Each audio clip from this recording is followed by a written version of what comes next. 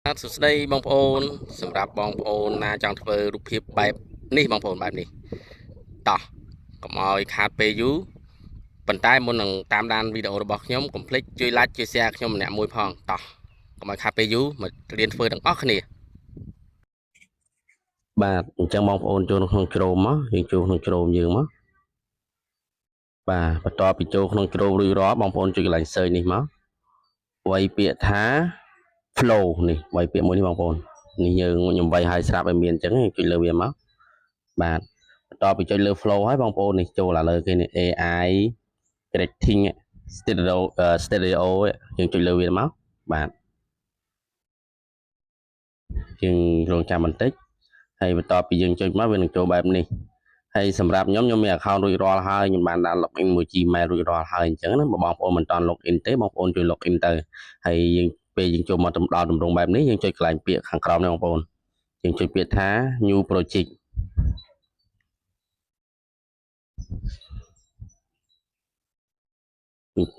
យើងរងចាំបន្តិចនេះបងប្អូនបញ្ចេញមកហើយយើងចុចតម្លាក់បញ្ចុះសន្តិមកនេះឲ្យបញ្ចេញបែបនេះហើយសម្រាប់បងប្អូនមិនតាន់បានដាក់ជាទម្រង់កុំព្យូទ័របងប្អូនចុច search កន្លែងលើនេះចុចមកហើយយើងអូសខាងលើមកនេះបងប្អូនដាក់ជាទម្រង់កុំព្យូទ័រទៅយើងស្រួលបានយើងធ្វើកើតបាទហើយបន្ទាប់ពីអញ្ចឹងហើយឥឡូវយើងខ្វែងមួយនេះចោលសិនមកបងប្អូនយើងខ្វែងចោលសិនមកបាទនេះបងប្អូនយើងឃើញខាងក្រោមនេះបងប្អូនអញ្ចឹង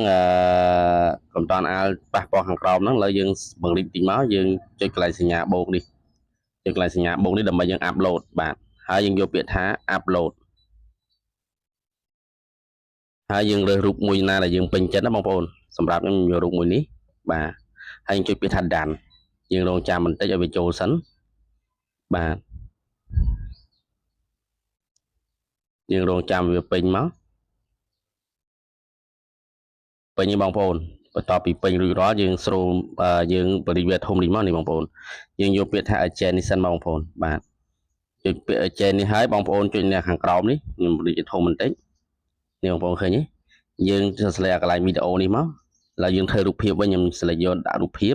អញ្ចឹងយើងយកថារូបភាពមកនេះបងប្អូនបាទ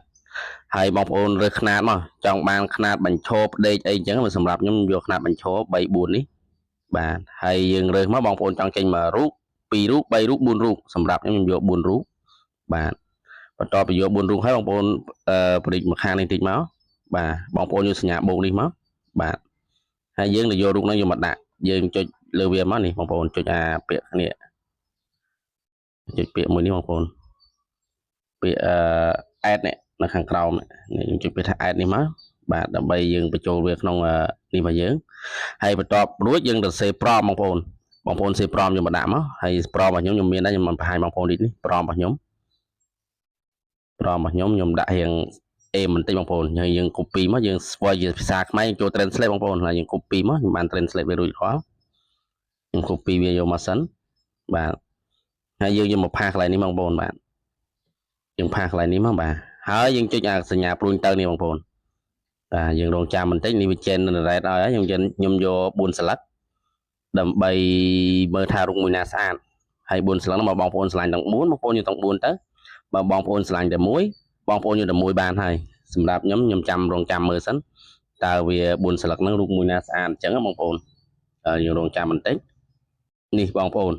រូបខ្ញុំ generate រួចរាល់ហើយបងប្អូនមើលថារូបមួយណាស្អាតបើសម្រាប់ខ្ញុំ